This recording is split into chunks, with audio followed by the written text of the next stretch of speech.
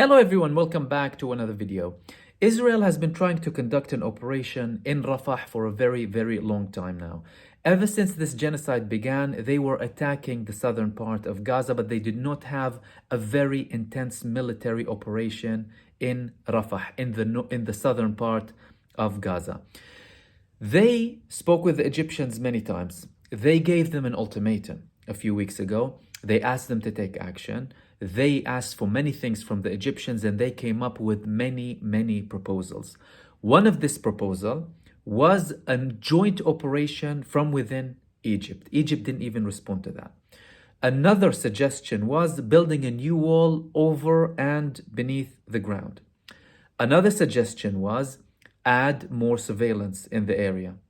Egypt was going back and forth with Israel with some of these things, but they were firmly against a military operation in Israel. Some of these suggestions that were made by Israel were completely ignored by Egypt. Now, it's not only Egypt that is against a military operation in Rafah. We're clearly having a very abnormal objection from the United States. So the United States said they wouldn't support an Israeli military operation in Rafah without serious planning around the more than 500,000 displaced civilians. The deputy spokesperson for State Department, Vedant Patel, said, to conduct such an operation right now with no planning and little thought in an area where there is sheltering of 1 million people would be a disaster. This is the State Department of the United States. And it's not only that. Blinken was on a visit in Israel. He tried to meet with the IDF chief. We spoke about this yesterday. He was met with a serious rejection from Netanyahu and his close allies. And this was something very dangerous that could hint to a potential planning behind Netanyahu's back, by the way, because many foreign officials are speaking with Israeli officials apart from Benjamin Netanyahu. But the United States also warned about invading Gaza previously, but they allowed Israel to invade Gaza. Blinken, and I'll get to that in a second, Blinken, he tried to also go and visit Karm Abu Salim, which is the cross point between Israel and Gaza that also has a link to Egypt.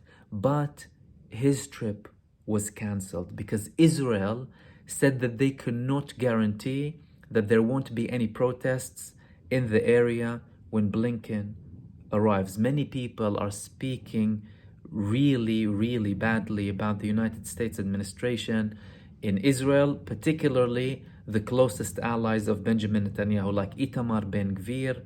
He made some statements against Biden. His son did, and he deleted them later on. And there's a lot of increasing criticism against the United States because they don't want things to escalate and get out of control.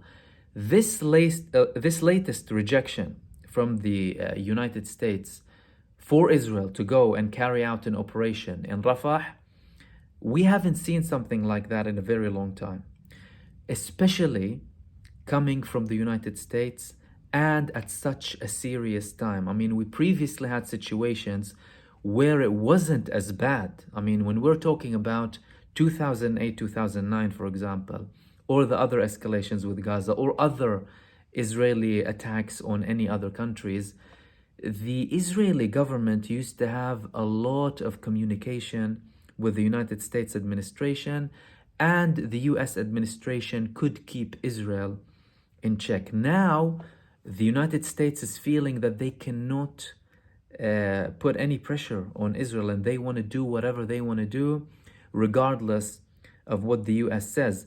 Now, we've had translations on the ground ever since the temporary ceasefire, especially with the less intense airstrikes. So in the beginning of the war, Israel massacred 16,000 people. That's in the first month only, approximately. They killed a further 11,000 in 3 months. Still awful, barbaric massacre, genocide. But if they continued at the pace that they started off with, we would have had at least 100,000 Palestinian innocent civilians massacred by Israel. Lots of this was due to US pressure on Israel to tone it down. What Israel is trying to do now is still have that open communication with the United States because they rely heavily on them. Without the United States, there is no Israel. They're the lifeline for them militarily, financially, diplomatically, politically. But they also want to stretch it as much as possible, which could potentially be very, very dangerous. I'm also going to be talking about very important developments in my live stream. So if you haven't seen on my community tab, join me on my live stream at 10 p.m. GMT. Subscribers and members can join, contribute, have comments, ask questions as well, and everyone is welcome to watch too. So that's the main thing that I want to talk to you about today, and I'll see you soon in the next video. Take care.